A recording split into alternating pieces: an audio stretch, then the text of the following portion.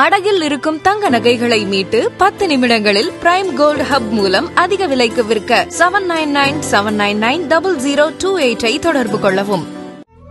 தமிழர்களின் number 1 choice Tamil matrimony. ஆதர் நேயர்களுக்கு அன்பு வணக்கம். All is not well in Pakistan. Operation சிந்தூருக்கு பிறகு பாகிஸ்தானுக்குள்ள நடக்கக்கூடிய விஷயங்கள், அது தொடர்பான செய்திகளை நம்ம பார்க்கும்போது இந்த ஒரு லைன் தான் நமக்கு நினைவுக்கு வரக்கூடிய ஒரு விஷயமாக இருக்கு. ஏன் அப்படின்னா, ஒரு பக்கம் இந்தியாவுக்கு எதிராக அந்த ஆபரேஷன் சிந்தூர்ல அவங்களுக்கு ஏற்பட்ட மிகப்பெரிய இழப்புகள், குறிப்பாக அந்த இராணுவ தளவாடங்கள் உட்பட எல்லா விஷயத்திலுமே அவங்களுக்கு ஏற்பட்ட இழப்புகள் அப்படிங்கிறது ஒரு பக்கம் இருந்துச்சு அப்படின்னா, அவங்களுடைய இந்த ஃபினான்ஷியல் சுச்சுவேஷன் அப்படிங்கிறது ஏற்கனவே ரொம்ப மோசமான ஒரு நிலையில இருந்தது. இப்போ இன்னும் கூடுதலாக அதுக்கு பல்வேறு ஃபேக்டர்ஸ் ஆட் ஆகிட்டே இருக்கு அப்படிங்கிற விஷயத்த பார்க்குறோம். இதுல ரெண்டு முக்கியமான விஷயங்கள். ஒன்று வாட்டர் கிரைசிஸ். அது எந்த அளவு கடுமையா போயிருக்கு அப்படிங்கிறது ரொம்ப விரிவா பார்ப்போம். ஆனா அதுக்கு முன்பாக ஒரு செய்தி இருக்கு. அந்த செய்தி எல்லா இடத்துலையுமே வரக்கூடிய ஒரு நார்மலான செய்தியா எல்லாருமே கடந்து போறாங்க. ஆனா ஒரு சில பேர் இல்ல, இதுல வேற ஏதோ ஒரு விஷயம் இருக்கு, இதுல மர்மம் இருக்கு, இது சம்பந்தமா பாகிஸ்தான் இன்னும் அதிகாரப்பூர்வமா எந்த ஒரு விஷயத்தையுமே ரிவீல் பண்ணாம வச்சிருக்கிறாங்க, ஏதேனும் ஒரு சர்வதேச நாடுகள் தலையிட்டா மட்டும்தான் இதுல இருந்து விஷயம் வெளியே வரும் அப்படிங்கிற அளவுக்கு சொல்லக்கூடிய ஒரு விஷயமாக இருக்கு. என்ன அப்படின்னா, கடந்த மே மாதத்துல மட்டும் பாகிஸ்தான்ல 9 இடத்துல நிலநடுக்கம் ஏற்பட்டிருக்கிறது. என்னப்பா நிலநடுக்கம் ஏற்படுறது என்ன சாதாரணமான விஷயம் தானே அப்படின்னு நிறைய பேர் யோசிக்கலாம். ஒரு நிலநடுக்கம் இல்லை ஏதோ ஒரு பகுதியில் ரொம்ப கம்மியான அளவில் நிலநடுக்கம், இந்த மாதிரியான செய்திகள் எல்லாமே ரொம்ப இயற்கையான ஒரு விஷயம் அப்படின்னு நம்ம கடந்து போகலாம். ஆனால் 9 நிலநடுக்கம் அப்படிங்கிறது கடந்து போகக்கூடிய விஷயமாக இல்லை. ஏன் அப்படின்னா, குறிப்பாக சொல்லணும் அப்படின்னா, இந்த ரேஞ்ச் ஆஃப் மேக்னிடியூட் 4 to 5.7 மேக்னிடியூட்ல இந்த நிலநடுக்கம் எல்லாமே ஏற்பட்டிருக்கு. அதுவும் குறிப்பாக இஸ்லாமாபாத், பெஷாவர், ஃபைசாபாத், அப்புறம் இந்த இந்துகுஷ் ரீஜன், இது எல்லாத்துலேயுமே இந்த நிலநடுக்கம் ஏற்படுறதால அங்கே இருக்கக்கூடிய மக்களே அதிர்ச்சியில் உட்காந்துருக்குறாங்க. என்ன நடக்குது அப்படின்னு அவங்களுக்கும் இதை புரிஞ்சிக்க முடியல. இந்த ஆபரேஷன் சிந்தூர்ல நம்ம பார்த்தோம், கிரானா ஹில்ஸ் அப்படிங்கிற ஒரு பகுதியில் இந்தியா நடத்திய தாக்குதல். அதுவும் குறிப்பாக நம்ம சுக்கோவில் இருந்து போன பிரம்மோஸ் ஏவுகணை நடத்திய தாக்குதல். இதில் அவங்களுடைய அந்த நியூக்ளியர் ஃபெசிலிட்டி அப்படிங்கிறது முழுமையாக சிதைக்கப்பட்டது. அது மட்டும் இல்லாமல் கிட்டத்தட்ட 11 ஏர்பேஸும் சிதைக்கப்பட்டது. அந்த 11 ஏர்பேஸ்லையும் இவங்க இந்த நியூக்ளியர் ஃபெசிலிட்டிக்கான விஷயங்களை வச்சுருந்தாங்க அப்படிங்கிறது அந்த உண்மை இப்போ அம்பலமாயிருக்கு. இப்போ அந்த கிரானா ஹில்ஸில் நடத்தப்பட்ட அந்த தாக்குதலுக்கு பிறகு அங்கே ஒரு நியூக்ளியர் லீக் ஏற்பட்டிருக்கா அப்படிங்கிற ஒரு செய்தி தொடர்ச்சியாக பரவலாக வெளிவந்தது. ஆனால் இதை பாகிஸ்தானுடைய இஸ்லாமாபாத் அரசாங்கமோ இல்லை நம்ம அரசாங்கமோ இதை உறுதிப்படுத்தலை. ஆனால் இந்த ஜியோ பொலிட்டிக்கல் எக்ஸ்பர்ட்ஸ் தொடர்ச்சியாக இதை ஆய்வுக்கு உட்படுத்தணும் அப்படின்னு சொல்லிக்கிட்டே இருந்தாங்க. ஆனால் இதில் முழுமையாக என்ன தகவல் இருக்குது அப்படிங்கிறது பின்னாடி தெரியவே இல்லை. அப்புறம் திடீர்னு பார்த்தீங்கன்னா, அமெரிக்காவுடைய ஒரு விமானம், அது போர் விமானம் கிடையாது, அது இந்த நியூக்ளியர் ரேடியேஷன் லீக் இருந்தால் அதை கண்டறியறதுக்கான ஒரு டெக்னிக்கல் ஃபெசிலிட்டிஸ் இருக்கக்கூடிய ஒரு விமானம். அந்த விமானம் திடீர்னு இந்த கிரானா ஹில்ஸ் பகுதியில் பறக்குது. அதோட ரெக்கார்டு ஆதாரம் வெளியே வருது. அதுக்கப்புறம் திடீர்னு அந்த கிரானா ஹில்ஸ் சுற்றி இருக்கக்கூடிய கிராமங்கள் இருக்கக்கூடிய மக்களை வெளியேற்றும் பணி நடக்குது. அதே மாதிரி இந்த போரான், குறிப்பாக அந்த நியூக்ளியர் லீக் இருந்துச்சுன்னா அதை சமன் செய்யக்கூடிய ஒரு கெமிக்கல், அதை தெளிக்கிறாங்க அப்படிங்கிற செய்தி. ஸோ தொடர்ச்சியாக இந்த மாதிரி செய்திகளாக வந்துக்கிட்டே இருக்க இதில் அங்கே என்ன நடக்குது அப்படின்னு ஒரு தகவலே நமக்கு நிறைய பேருக்கு அது அதிர்ச்சியாக இருந்துச்சு. இப்போ பார்க்குறோம், தொடர்ச்சியாக ஒரு மாதத்தில் 9 நிலநடுக்கம் அப்படின்னா, இப்போ இதுக்கும் இந்தியா குறிவைத்து தாக்குதல் நடத்திய அந்த பாகிஸ்தானோட நியூக்ளியர் ஃபெசிலிட்டிக்கும் ஏதேனும் சம்பந்தம் இருக்கா அப்படிங்கிறது தான் இப்போ எக்ஸ்பர்ட்ஸ் ஆராய்ஞ்சிக்கிட்டு இருக்கிற ஒரு மிக முக்கியமான ஒரு விஷயமாக இருக்கு. இதில் நாம் கடந்த ஒரு சில நாட்களுக்கு முன்பாக ஒரு பதிவில் சொல்லியிருந்தோம். அதில் மிர்யாத் பலூச் அப்படின்னு பலூச்சிஸ்தானுடைய ஒரு எழுத்தாளர், அவர் தான் தனி பலூச்சிஸ்தான் உருவாயிடுச்சு அப்படின்னு சொல்லிட்டு அறிவிப்பு வெளியிட்டிருந்தார் பார்க்குறோம். அவர் இந்திய பிரதமர் மோடி அவர்களுக்கு ஒரு கடிதம் எழுதியிருந்தார். அந்த கடிதத்தில் ஃபர்ஸ்ட் பேராகிராஃபில் அவர் சொன்ன ஒரு விஷயம் என்னன்னா, பலூச்சிஸ்தான் அப்படிங்கிற பகுதியை பாகிஸ்தானுடைய இஸ்லாமாபாத் அரசாங்கம் ஒரு சோதனை எலியாக மாற்றி இருக்கிறது. அவங்க ஏதாவது ஒரு சோதனை செய்யணும்னா பலூச்சிஸ்தான் கிளம்பி வந்துடுறாங்க. ஏன்னா பலூச்சிஸ்தானில் அந்த டெரைனே நிறைய மலைகள், இயற்கை வளங்கள் இருக்கக்கூடிய பகுதி. அதனால அங்கே தொடர்ச்சியாக இந்த மாதிரி நியூக்ளியர் டெஸ்ட் பண்ணுறது, கிட்டத்தட்ட அவர் சொன்னது என்னன்னா 6 முறைக்கு மேலே நியூக்ளியர் டெஸ்ட் நடத்தியிருக்கிறாங்க பலூச்சிஸ்தானில் ஒரு பகுதியில். அதனால என்ன நடக்குது அப்படின்னா, பலுசிஸ்தான்ல அந்த பகுதியில் பிறக்கக்கூடிய குழந்தைகள் வந்து குறை மாசத்துல பிறக்கிறாங்க. அதே மாதிரி உடல் ஊனமுற்று பிறக்கிறாங்க. இது வந்து எங்களுடைய மக்களை கடுமையாக பாதிச்சிருக்கு அப்படின்னு வந்து பிரதமர் மோடி அவர்களுக்கு எழுதிய கடிதத்தில் அவர் வந்து குறிப்பிட்டிருந்தார். அப்படின்னா இந்த பாகிஸ்தான் அப்படிங்கிற இந்த நாடு எத்தனை முறை இந்த நியூக்ளியர் டெஸ்ட்டை வந்து நடத்துகிறாங்க, குறிப்பாக அந்த நியூக்ளியர் வெப்பன் டெஸ்ட்டை எங்கெங்கெல்லாம் நடத்துகிறாங்க, அது கட்டுக்குள்ளே இருக்கா அப்படின்னே வந்து மிகப்பெரிய ஒரு கேள்வி வந்து எழுப்பியிருக்கு. அதுவும் குறிப்பாக நம்மளுடைய பாதுகாப்புத்துறை அமைச்சர் ராஜ்நாத் சிங் அவர்கள் சொன்னது நமக்கு இப்போ நினைவுக்கு வருது. என்னன்னா, பாகிஸ்தான் அப்படிங்கிறது ஒரு ரோக் ஸ்டேட். அதாவது எந்தவித கட்டுப்பாடும் இல்லாமல் இருக்கக்கூடிய ஒரு நாட்டுக்கு வந்து இந்த நியூக்ளியர் வெப்பன்ஸ் அப்படிங்கிறது தேவையா? அது அந்த மாதிரி கண்ட்ரிக்கு நியூக்ளியர் வெப்பன்ஸ் இருக்கிறதே உலக நாடுகளுக்கு ஆபத்து. ஸோ சர்வதேச அமைப்புகள், குறிப்பாக வந்து இந்த அணுவாயுதத்தை வந்து ரெகுலேட் பண்ணுறது இருக்கக்கூடிய அந்த அமைப்பு தலையிட்டு மானிட்டர் பண்ணணும், அவங்க வந்து டேக் ஓவர் பண்ணணும்னு சொல்லிட்டு தொடர்ச்சி நம்மளுடைய ராஜ்நாத் சிங் அவர்கள் வந்து சொல்லியிருந்தார். ஸோ இந்த விஷயம், அதுக்கப்புறம் வந்து இந்த பலோச் லீடர்ஸ் சொன்ன விஷயம், அப்புறம் இப்போ நடந்திருக்கக்கூடிய நிலநடுக்கம், இந்த எல்லா டாட்ஸையுமே அப்படியே கனெக்ட் பண்ண நமக்கு ஒரு விஷயம் தெரியும். பாகிஸ்தானுடைய இஸ்லாமாபாத் அரசாங்கம் அணு ஆயுதம் தொடர்பாக ஏதோ ஒரு முக்கியமான விஷயத்தை வந்து இந்த உலக நாடுகள் கண்ணிலிருந்து மறைக்குது. ஸோ அதோட வெளிப்பாடாதான் நிலநடுக்கம் ஏற்படுதா அப்படிங்கிற ஒரு கேள்வியும் இருக்கு. ஆனால் இதுக்கு சயின்டிஃபிக் ரீசன்ஸ் வந்து சொல்லவும் படுது. அதுவும் நம்ம வந்து மறுதளிக்க முடியாது. என்ன அப்படின்னா, அதுவும் குறிப்பாக வந்து அந்த ஹிந்து குஷ் ரீஜனில், குறிப்பாக வந்து அந்த நார்த் ஈஸ்ட் ஆப்கானிஸ்தான் அந்த பார்டரில் ஏற்பட்டிருக்கக்கூடிய நிலநடுக்கம் சம்பந்தமாக பேசும்போது டெக்டானிக் பிளேட்ஸில் ஏற்பட்டிருக்கக்கூடிய இந்த ஷிஃப்டின் காரணமாக கூட இது நடக்கலாம். அப்போ வந்து இந்த டெக்டானிக் பிளேட்ஸ் அப்படிங்கிறது நம்மளுடைய இந்த பூமிக்கு கீழே இருக்கக்கூடிய ஒரு பகுதி. அந்த பகுதியில் வந்து நடக்கக்கூடிய அந்த டெக்டானிக் பிளேட் ஷிஃப்ட் நடக்கும்போது ஒரு இம்மென்ஸான ஒரு எனர்ஜி வந்து ரிலீஸ் ஆச்சு அப்படின்னா இந்த நிலநடுக்கம் ஏற்படும் அப்படின்னு வந்து இது சயின்டிஃபிக்கான ரீசன் சொல்லப்படுது தான், அது இல்லைன்னு சொல்லல.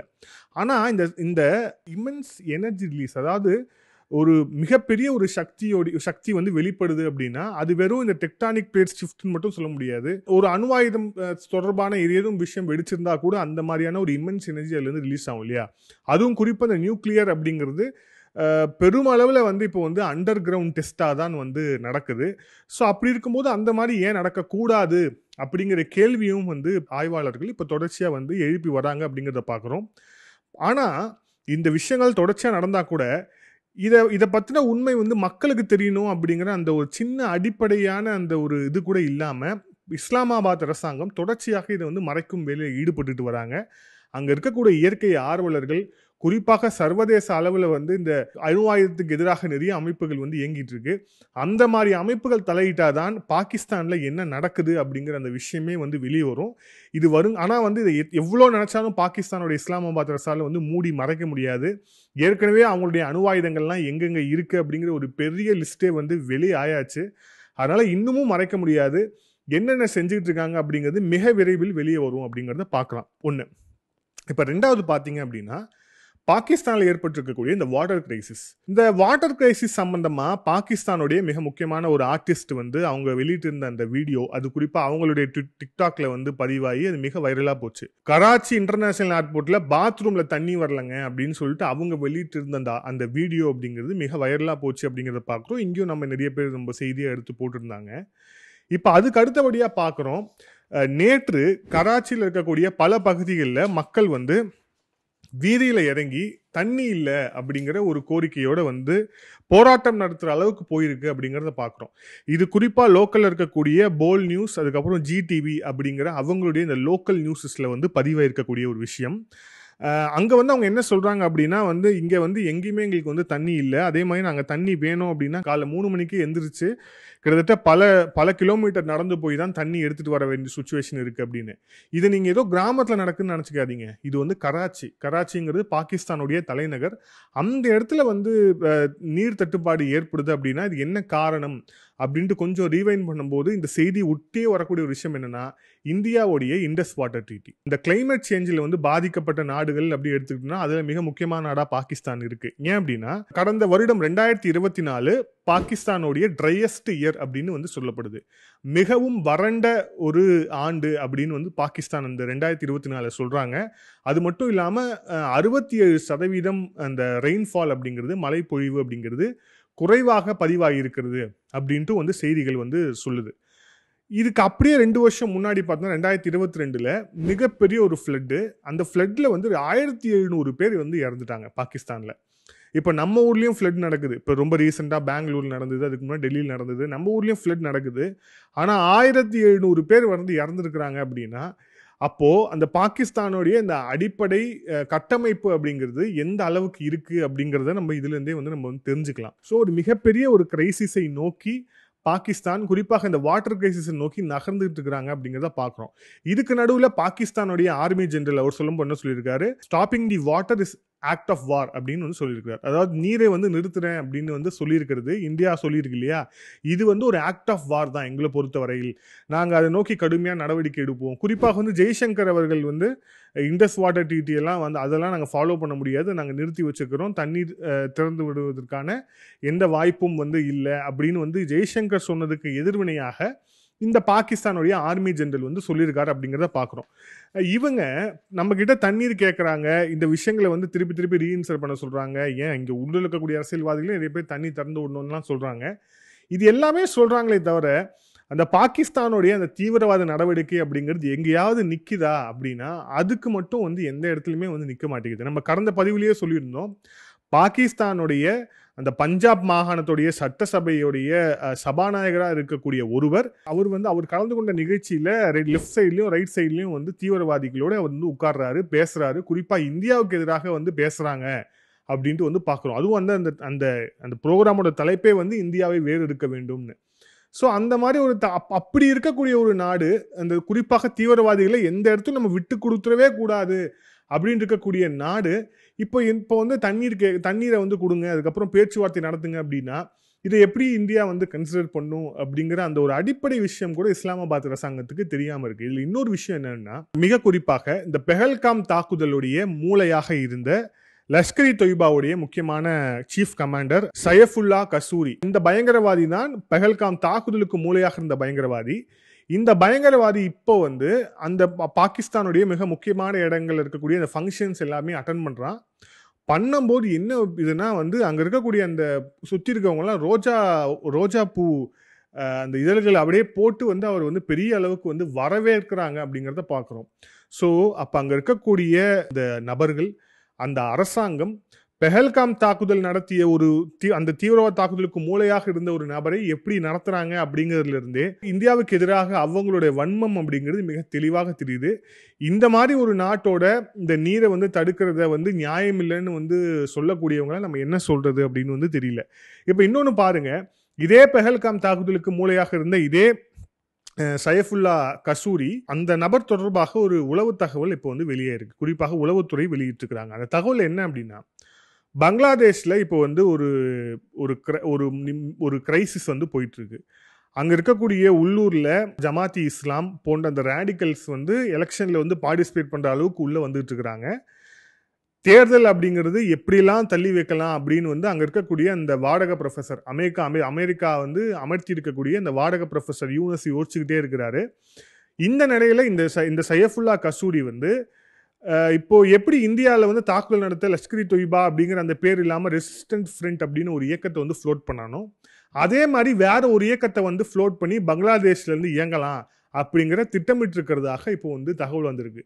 இந்த நாடு உருப்படுமா? இந்த நாடு திருந்துமா? இஸ்லாமாபாத் அரசாங்கத்துடைய மிக முக்கியமான நோக்கமாக இந்தியாவில் எப்படியாவது ஒரு தாக்குதல் நடத்தணும், இந்தியாவில் அடுத்தடுத்த தாக்குதல் நடத்தணும் அப்படிங்கிறது தான் அவங்களுடைய அந்த நினைவில் இருக்குது, அவங்களுடைய மனதில் ஆழத்தில் இருக்குது அப்படிங்கிறத இந்த செய்தி எல்லாமே வெளிப்படுத்துது.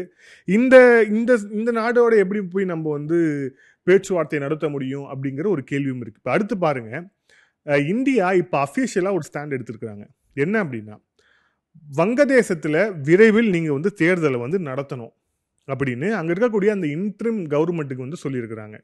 நீங்கள் வந்து மக்களால் தேர்ந்தெடுக்கப்பட்ட ஒரு ஆட்சி வந்து பங்களாதேஷில் வந்து நிறுவப்பட வேண்டும். அப்படி நிறுவப்பட்டால்தான் அது இந்த ரீஜன்லேயே வந்து ஒரு அமைதியை கொண்டு வரும் அப்படின்ட்டு வந்து நம்மளுடைய இந்தியா தரப்புலேருந்து வலியுறுத்தப்பட்டிருக்கிறது. இது வந்து இந்தியா கொடுத்துருக்கக்கூடிய ஒரு ஸ்ட்ரெயிட்டான மெசேஜ். இதுக்கு முன்பாக ஷேக் ஹசீனா வந்து வெளியிட்ட அந்த ஒரு இது வந்து மறைமுகமான மெசேஜ். ஆனால் இப்போ கொடுத்துருக்கிறது நீங்கள் தேர்தலை நடத்துங்க அப்படின்னு வந்து இந்தியா சொல்லியிருக்கிறது அப்படிங்கிறது ஒரு அறிவுறுத்தல், வலியுறுத்தல் அப்படின்னு பார்க்கலாம். ஆனால் இது வந்து அழுத்தம் அப்படின்னு தான் நம்ம நேரடியாக வந்து புரிஞ்சுக்க முடியும். இது மட்டும் இல்லாமல் டெல்லியிலே இப்போ நம்ம பேசி கொண்டிருக்கக்கூடிய சூழலில் இந்திய ராணுவத்துடைய ஒரு சில அஃபீஷியல்ஸ் அப்புறம் அமெரிக்க ராணுவத்துடைய ஒரு சில அஃபீஷியல்ஸ் 2 பேருமே வந்து பேசிக்கிட்டு இருக்கிறாங்க அப்படிங்கிறத பார்க்குறோம். இதில் முக்கியமாக இரு நாடுகளுக்கு இடையிலான ஒத்துழைப்பு இது சம்பந்தமாக பேசுகிறோம் அப்படிங்கிறது தான் வந்து ஒரு ஓவரால் அவுட்லுக்காக வந்து அவங்க வந்து சொல்கிறாங்க. ஆனால் அதை தாண்டி இதில் நிச்சயமாக பங்களாதேஷ் விஷயமும் இதில் வந்து பேசப்படும் அப்படின்னு மிக நிச்சயமாக வந்து நம்ம வந்து புரிஞ்சுக்கலாம். இப்போது இந்த ஆப்ரேஷன் சிந்தூரில் நமக்கு எதிராக வந்து நின்ற நாடுகள் குறிப்பாக வந்து நேரடியாக வந்து இருந்தது பாகிஸ்தான், அதுக்கப்புறம் வந்து மறைமுகமாக இருந்தது சைனா, அதுக்கப்புறம் துருக்கி. 2த்தையும் பார்க்குறோம். ஏற்கனவே இந்த ஆப்ரேஷன் சிந்தூருக்கு பிறகு சைனாவுடைய அந்த அந்த அவங்களுடைய ஏர் டிஃபென்ஸ் சிஸ்டத்துடைய லட்சணம் என்ன, அதுக்கப்புறம் வந்து அவங்க வழங்கிய அந்த ஆயுதங்கள் அதோட லட்சணம் என்ன, அவங்களுடைய ஏவுகணையுடைய பவர் என்னங்கிறதுலாம் அம்பலமாயிடுச்சு. இப்போ பார்க்குறோம் துருக்கி வந்து அவங்களுக்கு வந்து ட்ரோன்ஸ் வழங்கினாங்க, பாகிஸ்தானுக்கு ட்ரோன் வழங்கினாங்க. அந்த ட்ரோன் மூலியமாக தான் வந்து பாகிஸ்தான் இந்தியாவை நோக்கி தாக்குதல் நடத்தியது அப்படிங்கிறத பார்க்குறோம். இப்போது பாகிஸ்தானுக்கு துருக்கி வழங்கிய அந்த ட்ரோன்களில் குறிப்பாக வந்து சோன்கார் ட்ரோன் அப்படின்னு ஒன்று, அப்புறம் வந்து பைக்கார் YIHA ட்ரோன்ஸ் வந்து வழங்கப்படுது. இப்போ அந்த 2 ட்ரோனோட இன்டர்நேஷனல் மார்க்கெட் அப்படிங்கிறது படுத்துருச்சு. அதுக்கான முக்கியமான காரணம் ஆப்ரேஷன் சிந்தூரில் அது வந்து எந்த வகையிலையும் பயன்படல, அதோட பெர்ஃபார்மன்ஸ் அப்படிங்கிறது ஒஸ்ட்டாக இருந்துச்சு. அப்படிங்கிற காரணத்தால் துருக்கியோட இந்த ட்ரோன்கள் வந்து விலை போகாத ட்ரோன்களாக மாறி இருக்கு அப்படிங்கிற அந்த விஷயத்தை பார்க்குறோம். இப்போ அதற்கு மாறாக ஆப்ரேஷன் சிந்தூரில் நாம் வந்து பிரம்மோஸ் ஏவுகணையை பயன்படுத்தணும். இப்போ அந்த பிரம்மோஸ் ஏவுகணை எந்த அளவுக்கு எஃபெக்டிவாக அவங்களுடைய 11 ஏர்பேஸை வந்து தாக்கி நொறுக்குச்சு அப்படிங்கிறத பார்த்தோம். இப்போது நாம் அந்த பிரம்மோஸ் ஏவுகணையை அப்கிரேடாக பிரம்மோஸ் ஏவுகணை 800 கிலோமீட்டர்ஸ் ரேஞ்சை வந்து டெவலப் பண்ணுறதுக்கான அந்த வேலையில் வந்து இப்போ வந்து நாம் வந்து இறங்கி இருக்கிறோம் அப்படிங்கிற அந்த ஒரு விஷயத்தை பார்க்குறோம். இதுக்கான டெஸ்ட்டும் வந்து ஏற்கனவே சக்ஸஸ்ஃபுல்லாக முடிஞ்சிருக்கு அப்படிங்கிற அந்த ஒரு விஷயத்தையும் பார்க்குறோம். இதில் அடுத்த முக்கியமான விஷயம் என்ன அப்படின்னா S-400 தாண்டி ரஷ்யா வந்து இப்போ வந்து நமக்கு என்ன ஆஃபர் பண்ணியிருக்காங்கன்னா சுகோய் 57E அப்படிங்கிற விமானத்தை வந்து முழுக்க லோக்கல்லையே தயாரிக்கிறதுக்கான அந்த ஒத்துழைப்பை வந்து நல்கிறதுக்கான விஷயங்கள் ரஷ்யா வந்து முன்னெடுத்திருக்காங்க. இந்த சுகோய் 57E அப்படிங்கிற இந்த விமானம் வந்து 5th generation stealth fighter jet. இது வந்து நம்மளுடைய நாசிக் பகுதியில் இருக்கக்கூடிய HAL நிறுவனத்தில் தயாரிக்கப்பட இருக்கு. இதுக்கான டெக்னாலஜி, அதுக்கப்புறம் இதுக்கான இன்டகிரேஷன் சிஸ்டம்லேருந்து எல்லாமே வந்து இந்திய தயாரிப்பில் இருக்க போது இதுக்கு வந்து அவங்களுடைய டெக்னிக்கல் சப்போர்ட் எல்லாத்தையுமே வந்து ரஷ்யா கொடுக்க போகிறாங்க அப்படிங்கிற அந்த காரியத்தை பார்க்குறோம். ஸோ ஒரு பக்கம் நம்மளுடைய விமானப்படை நம்மளுடைய ஏவுகணையை அடுத்த லெவலுக்கு கொண்டு போகிறதுக்கான விஷயங்கள் ஒரு பக்கம் நகர்ந்துகிட்டு இருக்கு அப்படிங்கிற அந்த காரியம் ஒன்று. ஆப்ரேஷன் சிந்தூரில் நமக்கு எதிராக பயன்படுத்தப்பட்ட எல்லா வெப்பனரி சிஸ்டம்ஸு, குறிப்பாக அந்த நாடுகளுடைய ஆயுத சந்தை வந்து ஆல்மோஸ்ட் படுத்துருச்சு அப்படிங்கிற அந்த ஒரு விஷயத்தையும் பார்க்கணும். இந்த பதிவோட இறுதியாக சொல்லணும் அப்படின்னா இப்போ வந்து உக்ரைன் ரஷ்யாவுக்கு எதிரான அந்த போர் வந்து மிக கடுமையாக நடந்து வருகிறது. ஸோ இதில் வந்து அடுத்தடுத்த டெவலப்மெண்ட்ஸ் வந்து வர இருக்கு. மிக குறிப்பாக வந்து ஜெலன்ஸ்கி வந்து ரொம்ப முக்கியமான இடத்துக்கு வந்து மாறி இருக்கிறார் அப்படின்ட்டு வந்து சொல்லப்படுது. அதில் இருக்கக்கூடிய டெவலப்மெண்ட்ஸ் வந்து மிக முக்கியமான ஒரு விஷயத்தை நோக்கி நகர்கிறது. ஏற்கனவே 3ஆம் உலகப் போருக்கு வந்து உக்ரைன் வழிவகை செய்கிறது அப்படின்ட்டு ரஷ்யா தொடர்ச்சியான குற்றச்சாட்டை வந்து சொல்லிக்கிட்டே இருந்தாங்க. இப்போ உக்ரைன் நடத்திருக்கக்கூடிய தாக்குதல் 3ஆம் உலகப் போரை நோக்கி செல்கிறதா அப்படிங்கிற அந்த விஷயத்தை வந்து பொறுத்திருந்து பார்க்கணும். ஏன்னா இதில் மிக முக்கியமான ஒரு ஆளாக வந்து வாஷிங்டனுடைய அமெரிக்க அரசாங்கம் இருக்குது. அப்படிங்கிறதால அடுத்தடுத்து இந்த விஷயம் எப்படி நகரும் அப்படிங்கிறதையும் இந்தியா வந்து பொறுத்திருந்து பார்க்கும். அது மட்டும் இல்லாமல் இதில் இருக்கக்கூடிய அந்த ட்ரோன் வார்ஃபேர் உள்ளிட்ட பல்வேறு விஷயங்களில் நமக்கான பாடமும் இருக்குது அப்படிங்கிறத புரிஞ்சுக்கலாம். ஒருவேளை 3ஆம் உலகப் போரை நோக்கி நகர்கிறதா அப்படிங்கிறத இன்னும் வரும் நாட்களே நமக்கு வந்து தெளிவாக தெரிஞ்சிடும் அப்படிங்கிற விஷயத்தை நோக்கி போகுது. மீண்டும் இன்னொரு காணொலியில் சந்திப்போம். அதுவரை நன்றி, வணக்கம்.